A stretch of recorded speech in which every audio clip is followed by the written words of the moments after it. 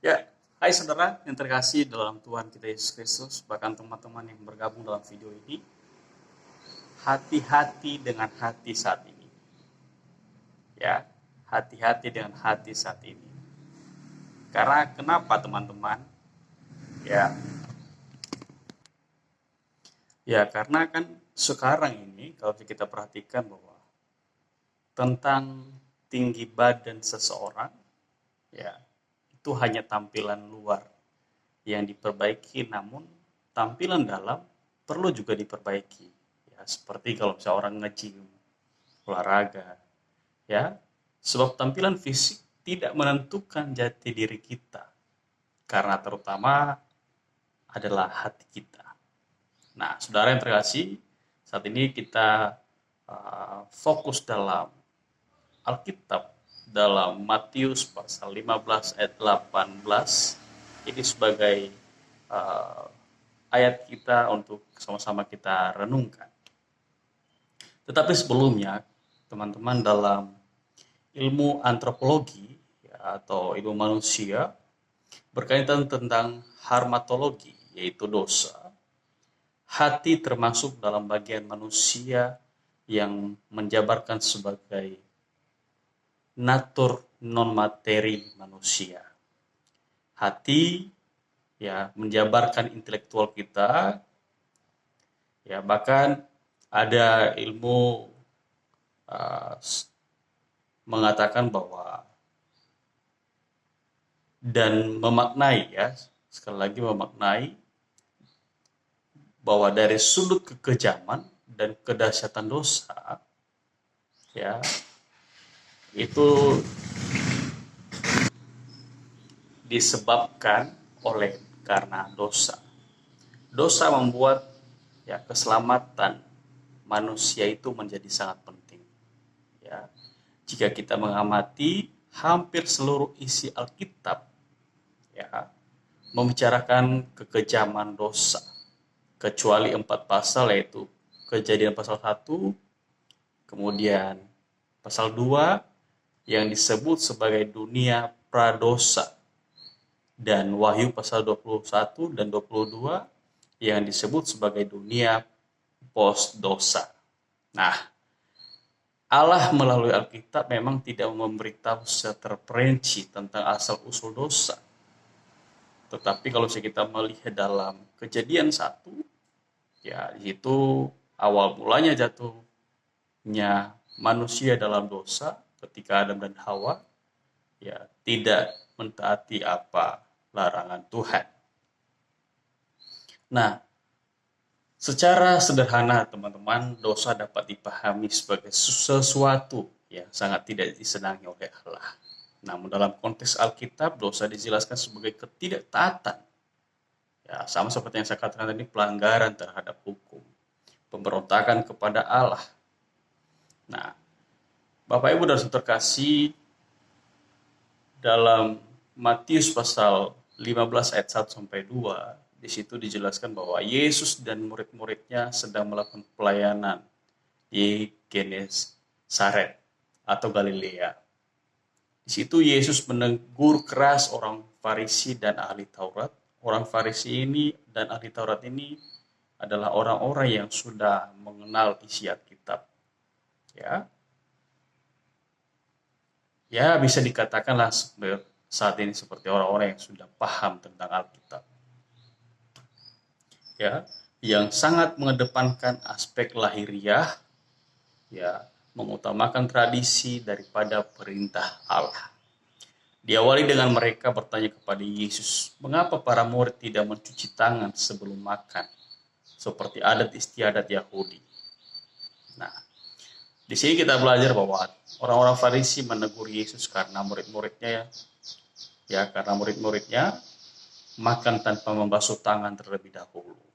Karena dalam adat istiadat mereka Yahudi, ya. Tetapi Yesus pun menjawab dengan menunjukkan bahwa perintah Allah lebih utama daripada adat istiadat. Artinya, lebih prioritaskan Tuhan daripada adat-adat itu atau budaya-budaya itu.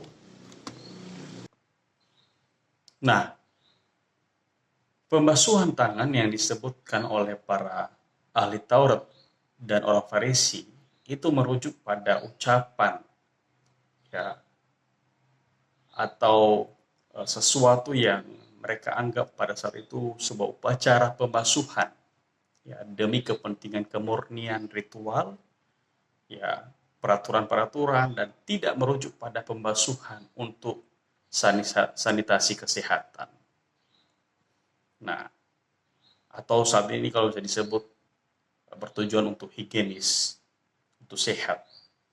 Nah, tetapi ketika kita melihat di dalam Matius pasal 3, itu Yesus berfirman, ya, sesuatu yang dilakukan oleh para ahli Taurat dan orang Farisi dengan berperan serta dalam tradisi mereka.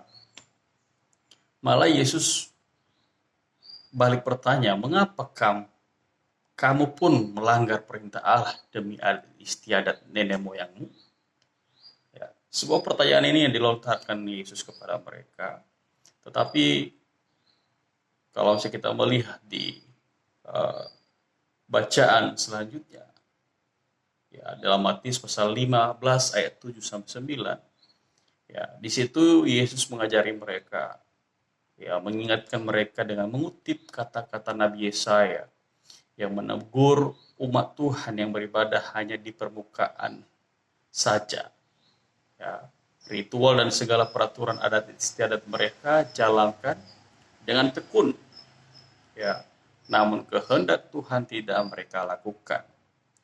Ya, demikian juga para ahli Taurat dan orang Farisi pada zaman Yesus. Ya, mereka percaya bahwa makan dengan tangan yang tidak dibasuh dan tidak dicuci, ya istilahnya, akan menajiskan mereka. Nah, saat ini kita akan melihat, Bapak, Ibu, dan terkasih, apa tanggapan Yesus, ya, sebagai juru selamat tentang hal yang najis ini. Dalam Matius pasal 15 sampai 10, Matius pasal 15 ayat 10 sampai 11, di situ apa yang juru selamat firmankan menajiskan kita. Ya, kalau kita melihat, ya, artinya yang keluar dari mulut, ya, itu menajiskan orang. Ya. Maksudnya adalah Yesus memberitahu para muridnya untuk tidak memusingkan diri dengan orang Farisi yang tersinggung karena firman-Nya. Dia menjelaskan lebih lanjut mengenai apa yang sesungguhnya menajiskan. Ya. Nah, teman-teman dan saudara yang terkasih, tadi saya katakan bahwa hati-hati dengan hati. Dalam teks yang kita baca ini, di sini kita melihat bahwa hati seringkali mewakili pikiran dan hasrat kita. Hati di sini dalam bahasa Yunani berarti kardia, yaitu pusat pikiran dan rasa. Yesus seringkali menyatakan bahwa apa yang muncul dari luar, ya, apa yang muncul di luar merupakan pancaran dalam hati. Ya, coba jika kita kena api, ya, sedikit, ya, pasti langsung keluar kata-kata yang tidak bagus, ya kan? Ataupun kita dipukul teman dengan kaget, dicubit dengan teman, ya, oleh teman dengan kaget, pasti ada keluar kata-kata yang kotor mungkin, bahkan yang tidak bagus. Nah, saudara yang terkasih, perkataan yang keluar dari mulut kita itu seperti juga tindakan kita, mencerminkan pikiran dan hasrat hati kita, ya, seperti kita sebagai hamba Tuhan, anak-anak Tuhan, jika dipukul palu tangannya, akan kelihatan respon yang dihasilkan. Ada yang geram, menolak, ada yang langsung lari, bahkan melakukan serangan balik. Maka, saudara yang terkasih, perkatakan, ya, apa yang benar, supaya perkataan yang keluar dari mulut kita ya, menjadi perkataan yang baik yang memberkati, ya. Kita yang sudah ditebus oleh Tuhan menjadi, ya, Jesus generation, ya, atau generasi Tuhan, ya. Kita hidup sudah dipimpin oleh Roh Kudus. Jadi kita seharusnya mementingkan hidup dalam rohani, dalam kekudusan, hidup dalam kebenaran, dalam kejujuran, ya. Seperti Kolose pasal 3 ayat 1, ya, dituliskan. Bukan hanya lahiriah saja, bukan hanya tentang bagaimana kehidupan kita ini, tetapi bagaimana kerohanian kita bertumbuh, ya.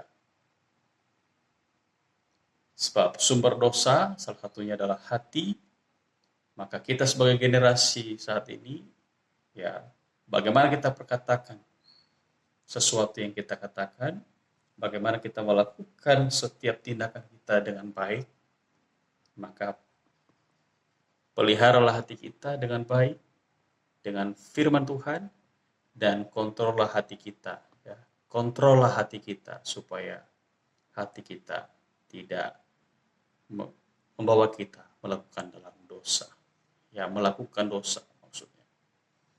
Nah, saudara yang terkasih, berkata-katalah dalam tindakan yang baik, yang manusiawi, ya.